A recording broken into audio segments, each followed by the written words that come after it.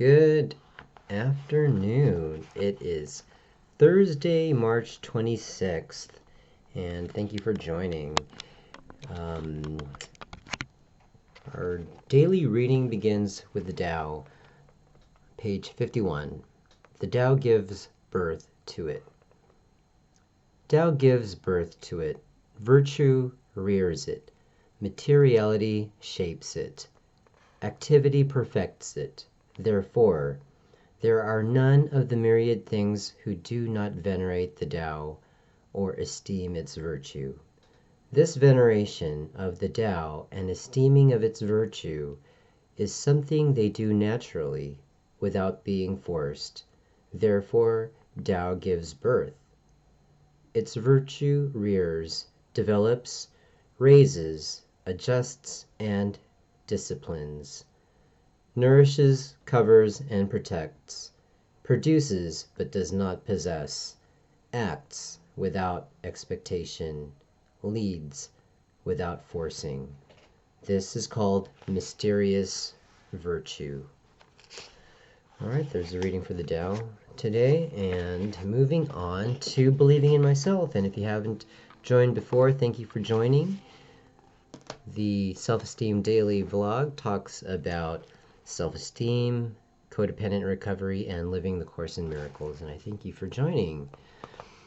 Okay, today, March 26th, and believing in myself begins with a quote from Voltaire.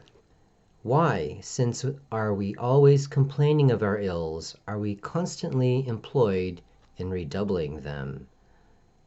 I'll repeat that, because that is really so present in our lives today.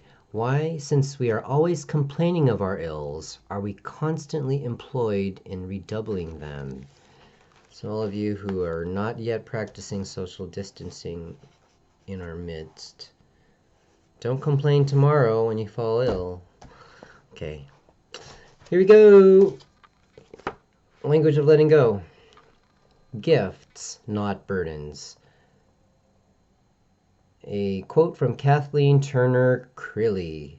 Children are gifts if we accept them. Children are gifts. Our children, if we have children, are a gift to us. We, as children, were gifts to our parents. Sadly, many of us did not receive the message from our parents that we were gifts to them and to the universe. Maybe our parents were in pain themselves. Maybe our parents were looking to us to be their caretakers. Maybe we came at a difficult time in their lives. Maybe they had their own issues and simply were not able to enjoy, accept, and appreciate us for the gifts we are. Many of us have a deep, sometimes subconscious belief that we were and are a burden to the world and the people around us. This belief can block our ability to enjoy life and our relationship with others. This belief can even impair our relationship with a higher power. We may feel we are a burden to God. If we have that belief, it is time to let it go. We are not a burden. We never were. If we receive that message from our parents, it is time to recognize that issue as theirs to resolve. We have a right to treat ourselves as a gift to ourselves, to others, and to the universe. We are here, and we have a right to be here. Today, I will treat myself and any children I have as though we are a gift. I will let go of any beliefs I have about being a burden to my higher power, my friends, my family, and myself. All right, I invite you to look at any areas in your life where you feel yourself a burden to those around you, to recognize yourself as a gift. Now that we're all cooped up within our homes with each other, it's a good time to look at that. All right, and judging others, another good one.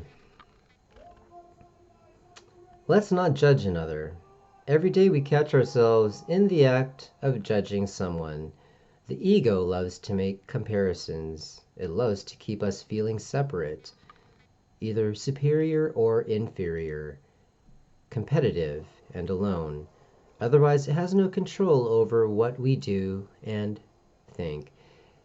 Why do we keep giving the ego so much power, particularly when we get nothing good in return? Habits are hard to break, even when they harm us. God doesn't judge. The Holy Spirit doesn't judge. Jesus didn't judge his enemies.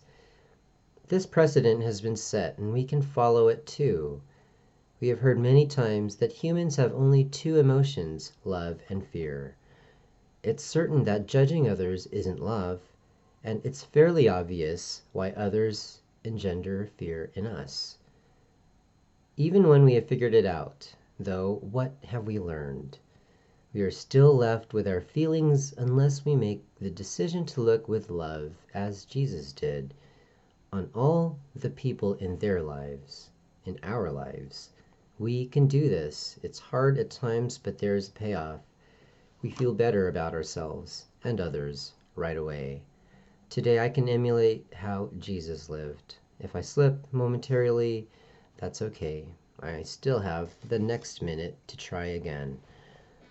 All right, now we are all living in different times and chance to, change our behaviors and make new choices to the benefit of everyone around us. So I thank you all for listening in, and if you haven't already subscribed, go ahead and hit the subscribe button and follow or check out some of the previous recordings that I've posted. All right, have a great day and see you tomorrow. Bye.